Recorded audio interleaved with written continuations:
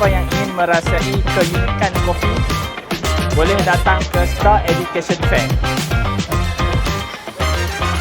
Pendedahan yang amat banyak dan lebih jelas tentang kos-kos yang dia minat dan juga yang mungkin boleh mencetuskan minat dia untuk peluang pekerjaan di masa akan datang.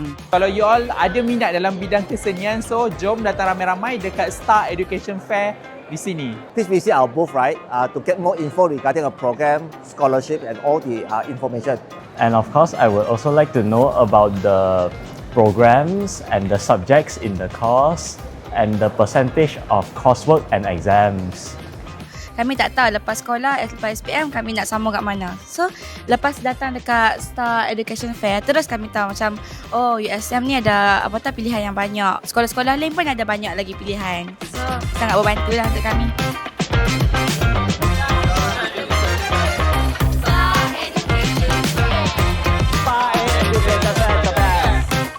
Star Education Fair pilihan terbaik.